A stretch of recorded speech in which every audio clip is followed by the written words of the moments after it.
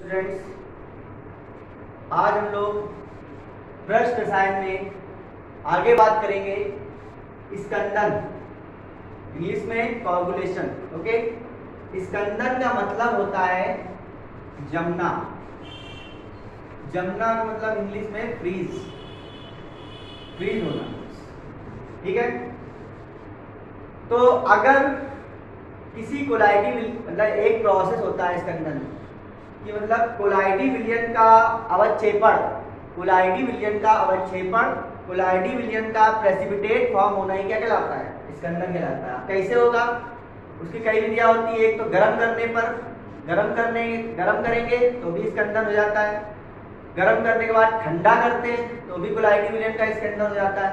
ठीक है, और या तो वैद्युत अपघट्य मिलाकर तुरंत स्कंदन होता है। कोई भी वैद्युत अपघट्य मतलब इलेक्ट्रोलाइट मिलाने पर क्या होता है? तुरंत स्कंदन हो जाता है। स्कंदन होता क्यों? क्या कारण है कि स्कंदन होता है? देखो, स्कंदन जैसे मान लो ये हमारे पास कोई कोलाइडी विलयन है H2S3 है, ये है ऋणात्मक। मान लिया ये ऋणात्मक सॉल है। ठीक है, ऋणात्मक है। अब इसमें हम लोग वैद्युत अपघट्य मिलाते हैं। मान लो हमने कोई वैद्युत अपघट्य मिला दिया NaCl, ये NaCl जाके क्या हो जाएगा? सोल्यूशन में ब्रेक हो जाता है Na+Cl-। ठीक है, तो वैद्युत अपघट्य वो होता है जिसके पास दोनों प्रकार के आयन्स होते हैं, Na+ और Cl-। तो जिस भी प्रकार का कोलाइडी विलयन होगा, ठीक है, उसके डिफरेंट टाइप के वैद्युत अपघट्य के डिफरेंट टाइप के आयन्स उस कोलाइडी विलयन को क्या कर देते हैं? कंप्लीटली पूरी तरीके से उदासीन कर देते हैं। ठीक है, तो कुछ देर बाद क्या होता है? यहाँ पर नीचे क्या हो जाता है? प्रेसिपिटेट अवक्षेप बन जाता है। कोलाइडी विलयन का अवक्षेप बनना ही क्या कहलाता है? स्कंदन कहलाता है। ठीक है, जैसे मान लो ये ऋणात्मक सॉल है, अब ये इसका जो धनात्मक आयन है इससे रिएक्शन करके इसको क्या कर देगा? उदासीन। वैद्युत ऋणात्मक सॉल, मान लो आपको कोई ऋणात्मक सॉल है, उसका जो वैद्युत अपघट्य का जो धनात्मक सॉल है उससे क्या कर देगा? रिएक्ट करके उसको कंप्लीटली उदासीन कर देगा, और उसके क्रिस्टल जो उसके पार्टिकल्स उदासीन हो जाएंगे, वो क्या हो जाते हैं? नीचे बैठ जाते हैं। जब नीचे बैठ जाते हैं, ठीक है, तो जो नीचे बैठ जाते हैं कण, कोलाइडी विलयन को कण का नीचे बैठना ही क्या कहलाता है? अवक्षेपण कहलाता है। यह प्रक्रिया क्या कहलाती है? स्कंदन कहलाती है। ओके, तो ये आप लोगों को समझ में आ गया होगा। स्कंदन एक बार और देख लीजिए। स्कंदन का मतलब होता है जमना, फ्रीज होना। जैसे मान लीजिए ब्लड मतलब बह रहा है, अब ब्लड रुक नहीं रहा, तो हम लोग उसमें क्या कर देते हैं? फिटकरी लगा देते हैं। फिटकरी से क्या होता है? ब्लड मतलब जो हमारे शरीर में ब्लड है वो क्या होता है? रुक जाता है, मतलब फ्रीज हो जाता है। जहाँ से निकल रहा है वहीं पे क्या हो जाएगा? फ्रीज होता है। ऐसा क्यों होता है? क्योंकि ब्लड एक ऋणात्मक सॉल होता है। अब फिटकरी के अंदर होते हैं एल्युमिनियम और पोटेशियम के धनात्मक कण, मतलब आयन्स होते हैं। तो वो क्या कर देते हैं? उससे रिएक्ट करके उसको क्या कर देते हैं? एकदम उदासीन कर देते हैं। ब्लड जहाँ पे वहीं पे क्या होता है? जम जाता है, कोगुलेट हो जाता है। तो इसका मतलब होता है कोगुलेशन ऑफ ब्लड। ठीक है, तो इसके अंदर ये हो गया प्रोसेस। और भी देख सकते हैं एग्जाम्पल, जैसे हमने क्या किया, कोई मट्ठा लिया, मट्ठे को हमने फ्रिज में रख दिया, ठंडा कर दिया। कुछ देर बाद देखते हैं वो क्या होता है? उसका पानी जो होता है वो ऊपर रहता है, बाकी जो मेन जो पदार्थ होता है वो नीचे बैठ जाता है। ठीक है, तो मतलब उसका जो वाटर है वो अलग हो गया, उसका जो दही पार्ट है वो क्या होता है? अलग हो जाता है, वो नीचे बैठ जाता है। फिर उसको शेक करेंगे, फिर वापस से वो क्या बन जाता है? फिर से कोलाइडी विलयन बन जाता है। ठीक है, तो फिर से कोलाइडी विलयन अगर बनने की प्रक्रिया तो हमने बता दिया था, प्रकटीकरण होती है। ठीक है, यहाँ पे ये स्कंदन होता है। ओके, तो इसको हम लोग क्या कहते हैं? स्कंदन। ठीक है, अब देखें अगला जो हमारा टॉपिक है, इसी से रिलेटेड है,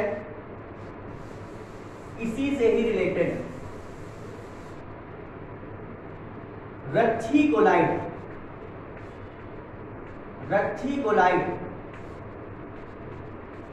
इसको हम लोग इंग्लिश में कहते हैं प्रोटेक्टिव कोलाइड।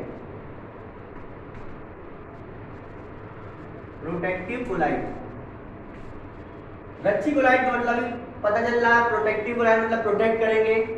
किस चीज को प्रोटेक्ट करेंगे? सिंपल है, क्या करते हैं? ये क्या करते हैं? कोलाइडी विलयन को स्कंदित होने से बचाते हैं। कोलाइडी विलयन को जमने से या अवक्षेपित होने से इसको बचाते हैं। तो कौन कौन से होते हैं? जितने भी द्रव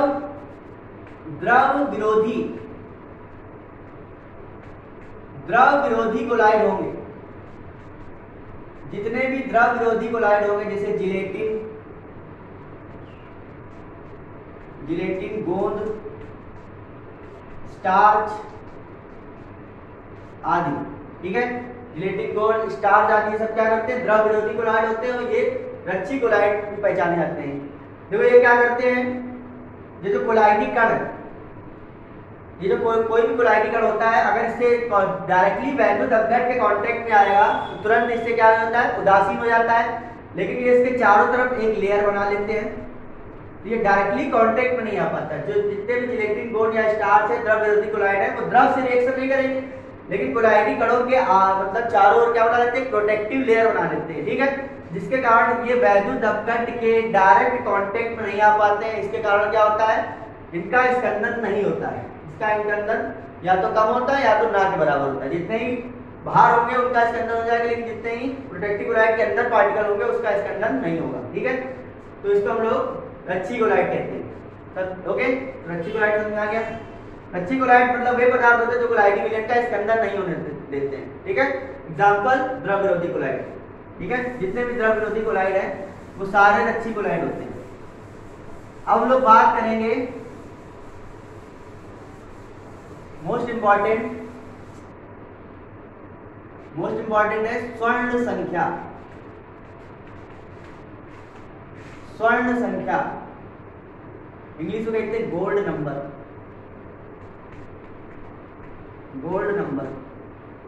देखो इसके लिए हमको चाहिए स्वर्ण, मतलब स्वर्ण का मतलब तो स्वर्ण यूज होगा।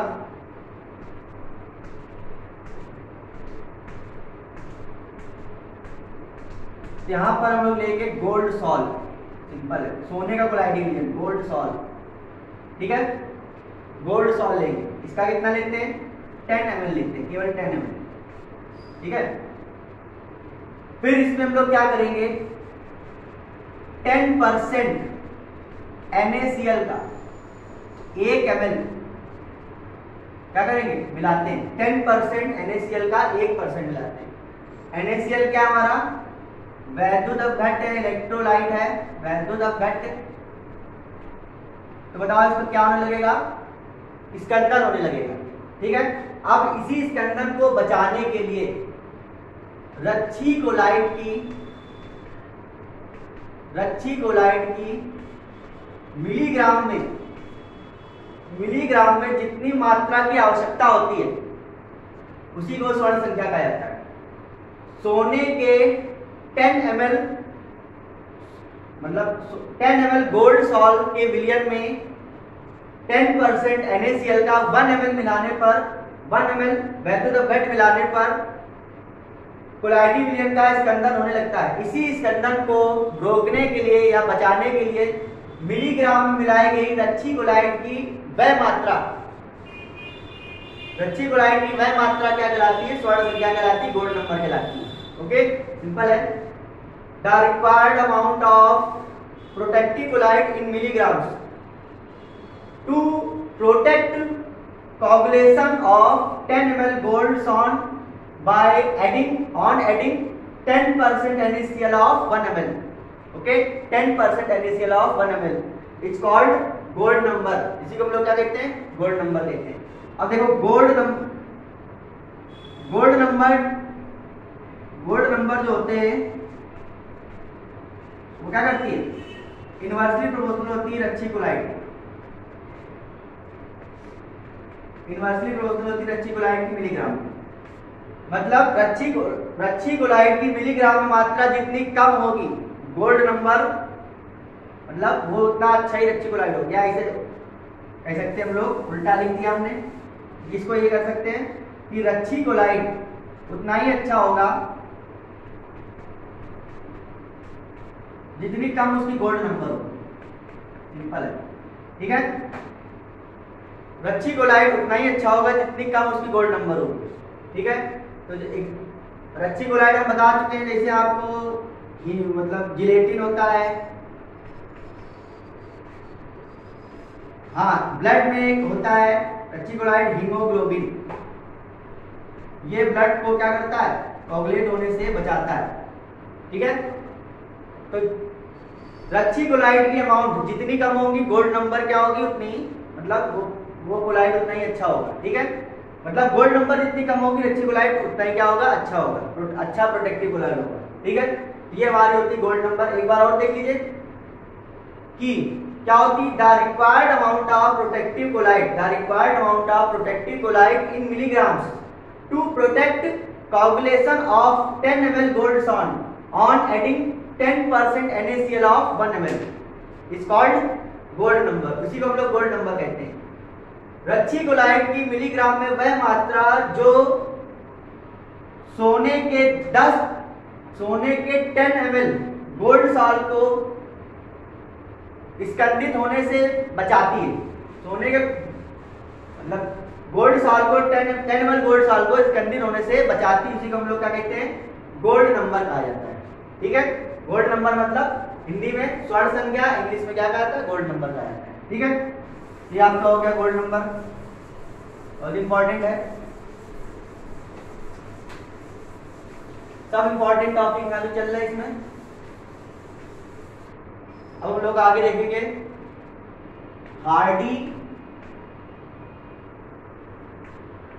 हार्डी-शुल्जे का नियम, हार्डी-शुल्जे रूल।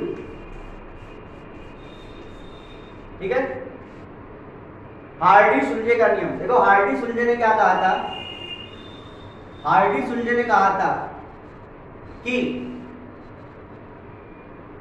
जो स्कंदन पावर होती है, स्कंदन क्षमता होती है, वो क्या होती है, स्कंदन क्षमता होती है, वो होती है वैद्युत अपघट्ट, जो हम लोग मिलाते हैं, कि आवेश मात्रा, वो भी विपरीत, यहां पे लिख देंगे वैद्युत अपघट्ट की विपरीत आवेशित मात्रा पर निर्भर करती है। अब जैसे हमारे पास H2S3 है, अब इसमें हम लोग, ये हमारे पास ऋणात्मक सॉल है। ठीक है, ये ऋणात्मक सॉल है, तो इसमें हम लोग कोई धनात्मक वैद्युत अपघट्ट मिलाएंगे, ऋणात्मक सॉल है तो इसमें हम लोग कोई धनात्मक वैद्युत अपघट्ट मिला देंगे। ठीक है, तो इसके विलयन में हमने मिलाया 1m NaCl मिलाया, 1m MgCl2 मिलाया। ठीक है, 1m हमने मिला दिया इसमें AlCl3। तो किसकी स्कंदन क्षमता सबसे ज्यादा होगी? ठीक है, देखो किसकी स्कंदन क्षमता सबसे ज्यादा होगी। ठीक है, तो ये ऋणात्मक सॉल है। ठीक है, ये हमारे पास कैसा है, ऋणात्मक सॉल है। ठीक है, अब ऋणात्मक सॉल होने के कारण क्या होता है,